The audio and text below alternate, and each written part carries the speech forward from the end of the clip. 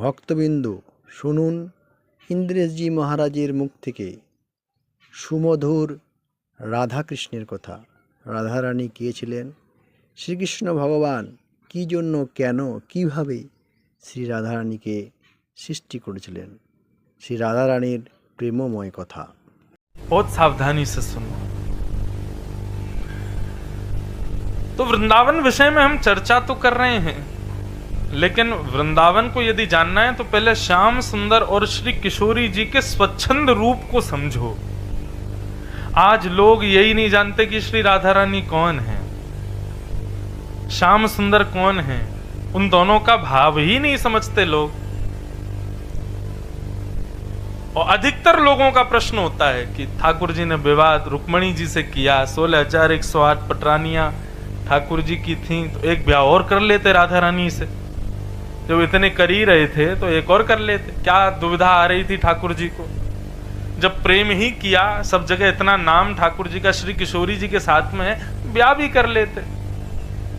तो मैं अपनी कथा में इस बात का स्पष्टीकरण करके चलता हूं कि बंधुओं, किशोरी जी ब्याह सदैव अपने से विलग जो हो उससे किया जाता है। किशोरी जी ठाकुर जी से विलग नहीं है। श्यामा जी कौन है?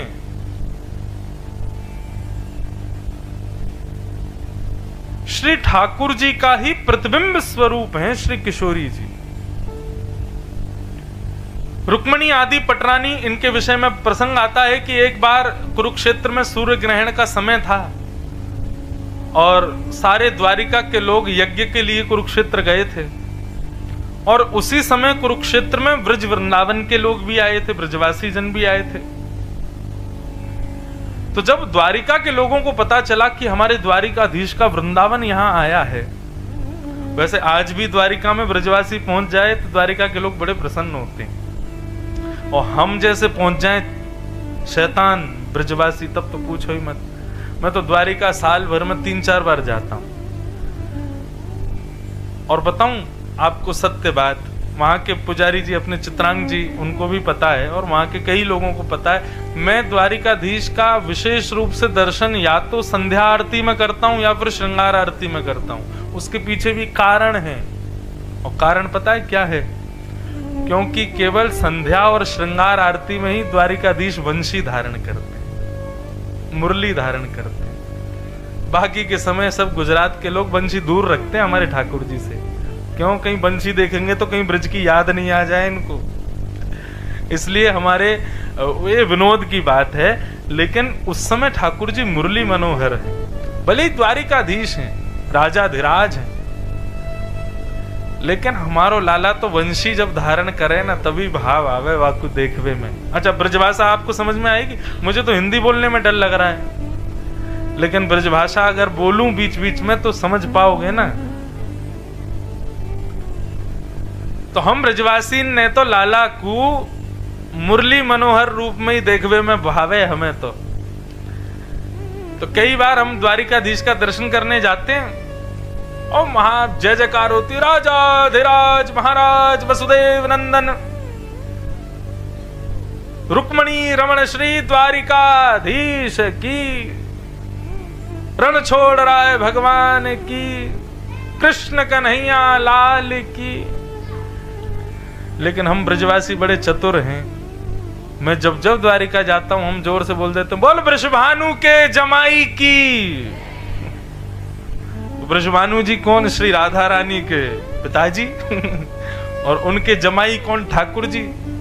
तो अभी पिछली बार जब मैं गया था, ध्वजा का ही कार्यक्रम था, तो 56 भोग हमारे लाल जी मनोरथी थे, हमारे गिरधर लाल जी, उनकी तरफ से जब मनोरथ हुआ तो सब जय जयकार हुई। अंत में मैंने जोर से बोला, वृषभानु के जमाई की जय। तो चित्रांग जी बोले, नहीं ये नहीं बोल सकते आप, हमारी रुक्मणी जी रूठ जाएंगी, हमारी सब पटरानियां रूठ जाएंगी। मैंने कि सब रूठ जाएंगी लेकिन लाला तो खुश है जाएगा। मैंने कहा हमारे ठाकुर जी तो खुश है जाएगा, और रूठे भले रूठे तुम मत रूठो मालाधारी, हम तो उनको प्रसन्न करने आए हैं। अब कोई वृषभानु के जमाई की जय द्वारिकाधीश में बोलते तो मैं सत्य बता रहा हूं, द्वारिकाधीश आंख मूंद के बैठे रहते हैं पूरे दिन। लेकिन यदि कोई वृषभानु के जमाई की जय बोल दे जोर से तो द्वारिकाधीश की भी आंखें खुल जाती होंगी, बोले कौन आया भैया, धीरे बोलो, रुक्मणी सुन लेगी पीछे। तो प्रसंग आता है कि सब द्वारिका के लोग गए कुरुक्षेत्र। उस कुरुक्षेत्र में हमारे सब ब्रजवासी भी गए थे। तो सब द्वारिका के लोगों ने मन बनाया, बोले कि अरे ब्रजवासी आए हैं, हमारे ठाकुर जी के सब प्रिय ब्रजवासी आए, चलो दर्शन करके आते हैं। सब दर्शन कर रहे थे, ये नंद बाबा हैं, यशोदा जी हैं, रोहिणी जी हैं, ये हैं, सबके दर्शन हो रहे थे। लेकिन कृष्ण पटरानियों को एक प्रलोभन था, बोले राधा रानी आई हैं। ये द्वारिकाधीश उनका बहुत स्मरण करते हैं, बहुत चिंतन करते हैं, देखो तो सही है राधा रानी है कौन। तो कृष्ण पटरानियां हैं, सबको अपने रूप का तो भाव है ही है कि हम बहुत त्रिलोकी सुंदरी हैं। सब अपने सौंदर्य का भाव लेकर के हमारी श्री जी को, हमारी श्यामा जी को देखने के लिए गए। अच्छा एक बात और बताऊं, गुजरात में वृंदावन रसामृत करा तो रहे हो आप, लेकिन ऐसा नहीं हो कहीं दो पक्ष बट जाएं, ये वृंदावन वाले और ये द्वारिका वाले। क्योंकि हमारे यहाँ तो श्यामा जू वही, हम तो ये तक कह देते हैं, हमारी माई श्यामा जू को राज, जाके अधीन सदा ही सांवरो, या ब्रज को सरताज। हमारे माई श्यामा जू को राज। द्वारिका में नहीं हो सकती है वृंदावन रस चर्चा, कच्छ में फिर भी संभव है। द्वारिका में तो मेरी कभी कभी जोर से लड़ाई हो जाती है वहां के पुजारियों से। अच्छा ऐसा कुछ नहीं कि बहुत जोर से वैसा होती है, प्रेम भाव में ही होती है, उसको प्रणय कलह, प्रेम भरी नोकझोंक होती है। वो कहते हैं कि तुमने हमारे लाला को केवल माखन मिश्री के पर रखा, हमने तो यहाँ 56 भोग धराए। मैंने कहा ये भाव रखो कि हमने लाला तंदुरुस्त करके भेजा द्वारिका, माखन मिश्री खिला के बढ़िया भेजा, तभी लड़ पाया राक्षसों से। ऐसे चलती रहती है वहां। तो सब कृष्ण पटरानियां राधा रानी का दर्शन करने गईं, और जैसे ही शिविर में प्रवेश किया, सबको अपने रूप का अभिमान कि हम बड़ी सुंदर हैं, त्रिलोकीनाथ द्वारिकाधीश हमारे पति परमेश्वर हैं, ये राधा रानी क्या बेके हमारे सामने, देखें तो सही। और जैसे ही अंतःपुर में प्रवेश किया, परम सुंदरी मृगनयनी मुस्कुराए तो मानो ऐसा लगे मोतियों जैसे मुस्कान, ऐसे घुंघराले केश, इतने सुंदर वस्त्र कि रूप की उपमा सुनाई नहीं जा सकती। कमल को हटाओ और उस कन्या को रखो, इतनी सुंदर। उस रूप को देख करके कृष्ण पटरानियों ने यह तो मन में विचार कर लिया कि भाई हम कुछ नहीं है इनके आगे।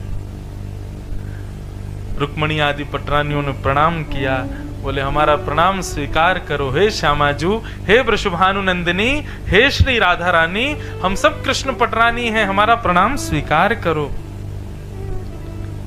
उस युवती ने रुक्मणी जी को उठाया, बोले कि रुक्मणी जी मैं राधा रानी नहीं हूं, मैं उनकी दासी हूं, राधा रानी तो भीतर बैठी।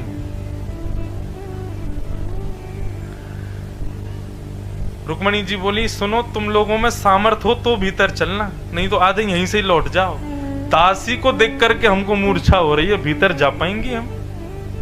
कहने का अभिप्राय यहां पर सौंदर्य के नापतोल का नहीं है, अभिमान शून्य जब तक नहीं होगे तब तक किशोरी जी को नहीं देख सकते।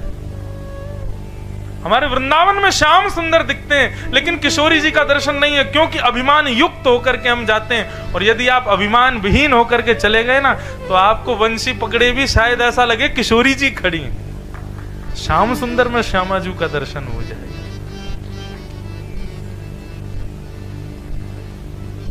और स्थिति ये कि जब रुक्मणी जी भीतर प्रवेश करती हैं तो और सुंदर एक कन्या का दर्शन हुआ। प्रणाम करते हुए कहा आप राधा रानी हैं? बोले नहीं, मैं भी दासी हूं, और अंदर जाओ। और अंदर गए, कम से कम 7 कन्याओं का दर्शन किया, और पहली वाली से अगली वाली उससे दुगनी सुंदर होती है।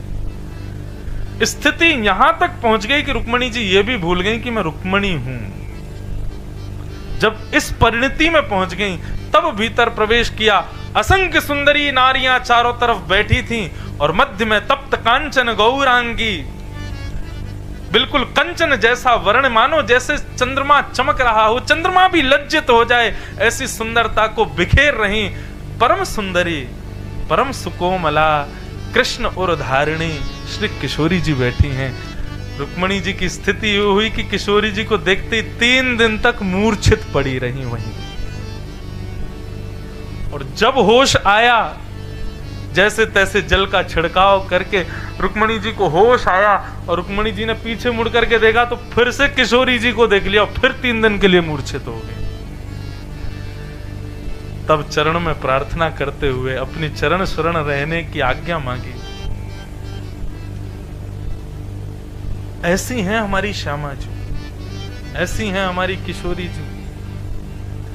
कभी कभी मन में भाव आता है कि जीव का कल्याण हो सके, इसलिए ठाकुर जी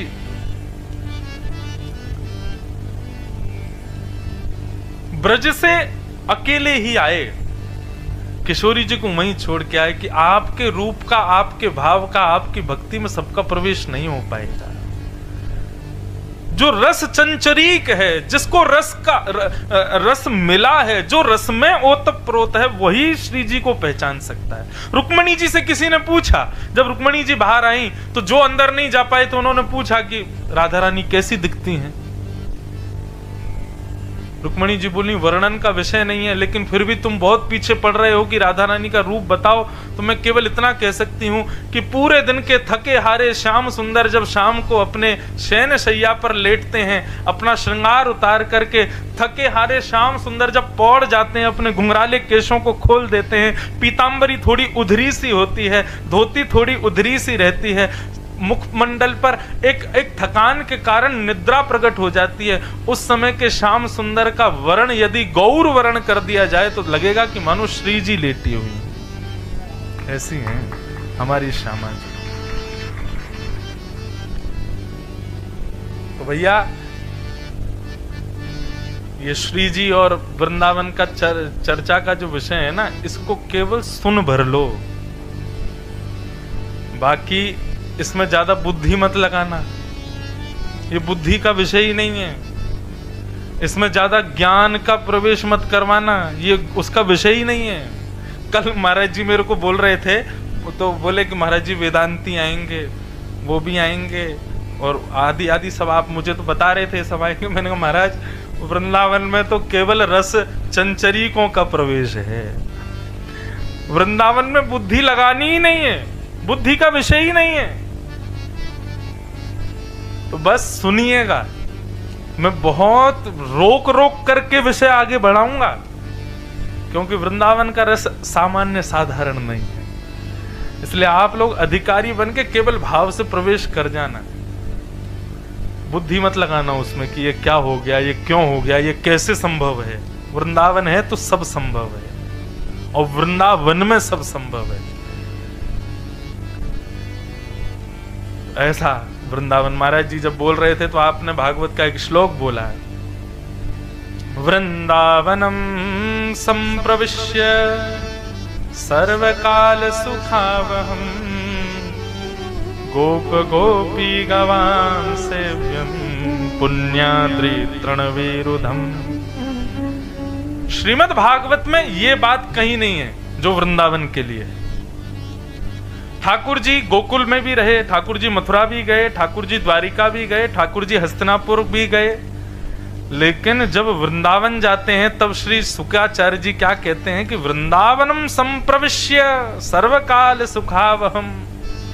आहा, ये बात ही प्रमाण दे देती है कि वृंदावन कैसा है। बोले ज्यों ज्यों श्याम सुंदर वृंदावन में चरण रख रहे हैं पहली बार, त्यों त्यों श्याम सुंदर के रोए खड़े हो रहे हैं, त्यों त्यों श्याम सुंदर आनंदित हो रहे हैं, त्यों त्यों श्याम सुंदर के नेत्र जल से भर रहे हैं।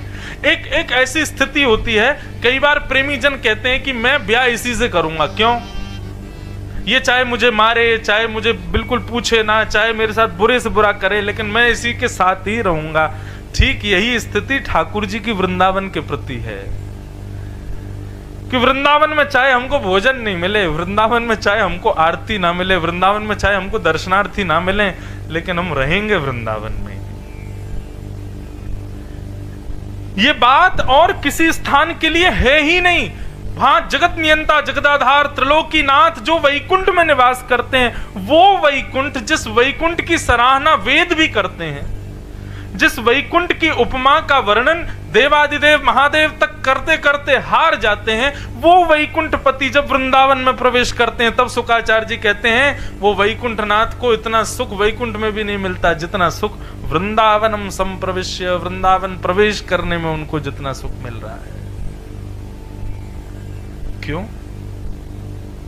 ऐसा क्या है वृंदावन में जो श्याम सुंदर को इतना प्रिय है, जो हमारे ठाकुर जी को इतना आकर्षित कर रहा है, जो त्रिलोकीनाथ जगत नियंता जगदाधार, जिसको जो किसी के अधीन नहीं है, जिसको किसी के अधीन रहने की आवश्यकता भी नहीं है, ऐसे वो त्रिलोकीनाथ वृंदावन आकर के इतने प्रसन्न क्यों हो रहे हैं?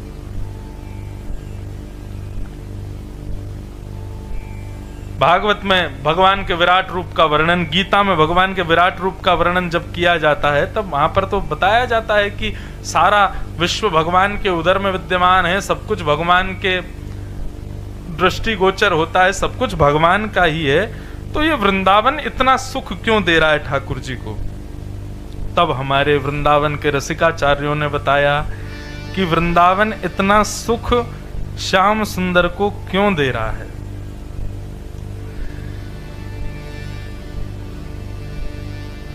और इस भाव को कहते हुए रसिक जन कहते हैं कि वृंदावन ब्रह्मा ने नहीं बनाया है, वृंदावन का निर्माण ब्रह्म के द्वारा नहीं हुआ है, ब्रह्मा के द्वारा नहीं हुआ है।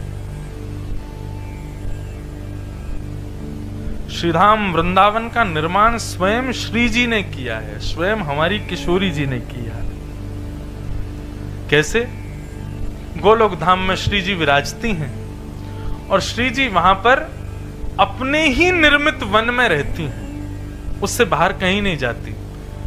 ठाकुर जी सब क्रिया देखते हैं, सृष्टि के सृजन पालन संहार में भी थोड़ा बहुत ध्यान देते हैं। 33 कोटि देवता भी आते हैं, ठाकुर जी उनसे मिलते हैं, लेकिन श्री जी अपने निर्मित वन में ही रहती हैं, जहां पर श्री जी स्वयं एक एक पौधा अपने हाथ से लगाती हैं, एक एक वृक्ष के पत्ते को अपने हाथ से सुकोमल बनाती हैं, एक एक पुष्प, एक एक गली, एक एक चौबारा, यहां तक कि श्रीधाम वृंदावन का एक एक कण धूल का, वह भी किशोरी जी ने नियोजित किया है। लेकिन जब ठाकुर जी वृंदावन पधार रहे थे, पृथ्वी पर पधार रहे थे कृष्ण अवतार के लिए,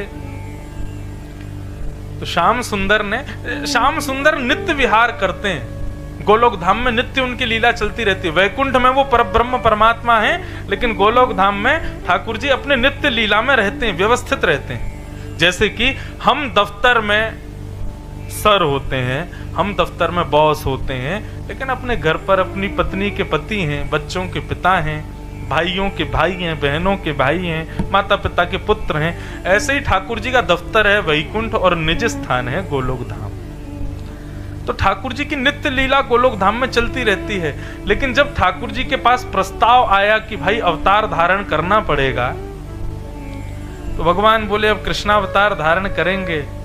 तब श्री जी से जाकर के ठाकुर जी ने कहा क्यों ना आप और हम दोनों चलें, और ज्ञान वैराग्य भक्ति सबका तो स्थापन होता ही है, इस बार निष्काम प्रेम की स्थापना करके आएंगे, आप चलो संग में। श्री जी बोली हम नहीं जाएंगे। क्यों? यत्र वृंदावनम नास्ति यत्र नो यमुना नदी यत्र गोवर्धनम नास्ति। जहां पर ये तीनों नहीं है, वृंदावन नहीं है, यमुना जी नहीं है और श्री गोवर्धन नहीं है, वहां पर मैं नहीं जाती। मेरा मन इन तीनों से ही लगता है, क्योंकि इन तीनों का निर्माण मैंने ही किया है, अपने सुख के लिए किया है। तब ठाकुर जी ने किशोरी जी के भाव को स्वीकार करते हुए किशोरी जी के निर्मित गोवर्धन, यमुना और श्री वृंदावन को पृथ्वी पर व्यवस्थित किया। और उसी वृंदावन में जब श्याम सुंदर प्रवेश करते हैं तो बड़े प्रसन्न होते हैं। क्यों? क्योंकि वृंदावन का निर्माण ब्रह्मा ने नहीं किया है, वृंदावन का निर्माण स्वयं श्री जी ने किया है। वृंदावन का एक एक वृक्ष, एक एक गली, एक एक चौबारा, एक एक पत्ता, सब हमारी श्यामाजू के द्वारा निर्मित है। उस वृंदावन में ठाकुर जी जाकर के परम सुख को प्राप्त करते हैं। अब देखो, ठाकुर जी तो पहुंच गए, अब बात आती है हम लोगों की। वृंदावन हमें कैसे प्राप्त हो? तो चार बातें शास्त्रों में मुख्य रूप से कही गई: नाम, रूप, लीला और धाम। सबसे पहला, वृंदावन यदि प्राप्त करना है तो नाम आश्रित हो जाइए, नाम का आश्रय लीजिए। नाम का आश्रय लेने से धाम की प्राप्ति होगी। जब तक आप नाम आश्रित नहीं होंगे, माफ कीजिए, आपके तन को भले ही धाम मिल जाए, लेकिन मन को धाम नाम ही दिलवाएगा। बहुत ध्यान से सुनिएगा इस बात को। सबसे पहले नाम का आश्रय लीजिए। हमारे वृंदावन में परम धन राधा नाम आधार। हमारे यहां परम धन क्या है? श्री राधा रानी का नाम। अब जब चर्चा ही वृंदावन की है तो वृंदावन श्री जी और श्याम यही चलते रहेंगे। तो वृंदावन यदि प्राप्त करना है, मतलब धाम यदि चाहिए, तो नाम का आश्रय लो। श्री राधा श्री राधा श्री राधा श्री राधा श्री राधा श्री राधा, बस नित्य इसी को गाते रहो। मुझे श्लोक स्मरण नहीं है, मैं आज रात्रि गुरु जी से पूछ के कल सुनाऊंगा। महाराज जी भी बैठे हैं। एक जगह का कहीं का श्लोक है कि जैसे ही व्यक्ति राधा बोलता है तो ऐसा कहते हैं कि रा बोलते ही ठाकुर जी का वैकुंठ में सिंहासन हिलने लग जाता है। कहीं धातु नहीं बोल रहा है? क्यों? क्योंकि राधा बोलेगा तो राधा सुनने के लिए ठाकुर जी सन्मुख प्रकट हो ही जाते हैं। दिखते नहीं है लेकिन आते जरूर हैं। अभी मैंने 4 बार राधा बोला तो 4 बार वैकुंठ से अप डाउन हो गए होंगे ठाकुर जी। तो जब हम राधा शब्द, वो पूरा श्लोक है, मैं कल सुनाऊंगा उसको। रा शब्द का उच्चारण करते ठाकुर जी 100 काम छोड़, करोड़ काम छोड़ के भागते हैं। क्यों? क्योंकि धा सुनते ही ठाकुर जी मंत्र मुग्ध हो जाते हैं, इतना प्रिय है। तो श्री राधा श्री राधा श्री राधा, इस नाम का आश्रय ले लो। नाम क्या करता है बंधुओं? नाम औषधि है। क्या है? औषधि। औषधि यानी कि दवाई, मेडिसिन।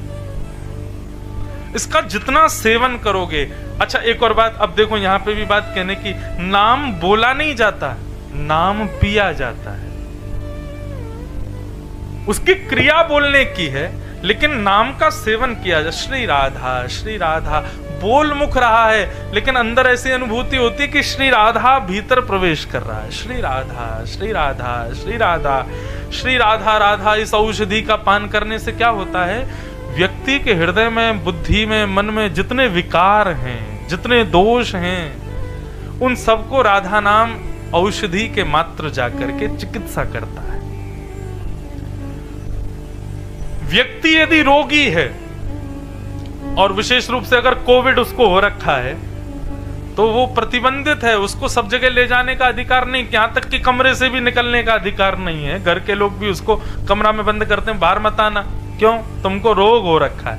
ठीक उसी प्रकार जब हम रोग से ग्रसित हैं, सांसारिक रोग, सांसारिक व्यसन, सांसारिक भोग विलास, ये सब रोग हमको लगे हैं, तब वृंदावन जाने का अधिकार हमको नहीं होता। शरीर से भले ही हम चले जाते हैं, लेकिन हमारी अटेंडेंस नहीं होती वहां पर। इसलिए वृंदावन जाने से पूर्व श्री राधा श्री राधा श्री राधा नाम का आश्रय लो। नाम का आश्रय जब हम लेंगे तो नाम आश्रय से विषाद, हमारे हृदय के रोग, हमारे हृदय की दूषितताएं दूर होंगी। उसके बाद तन भले ही ना जाए, लेकिन मन वृंदावन पहुंच जाएगा। मन का उपस्थित होना वृंदावन में बहुत अनिवार्य है। तो सबसे पहले नाम का आश्रय लो। हमारे यहां सबने यही कहा कि नाम आश्रित हो जाओ। अंत में निकला यह परिणाम, राम से बड़ा राम का नाम। ये तो हम कथा में सुनाते ही हैं। श्री ठाकुर जी से भी बड़ा श्री राधा जी का नाम है, ठाकुर जी का नाम है। वृंदावन उपासकों को श्री राधा नाम आश्रित होना चाहिए। नाम दिलाता है धाम।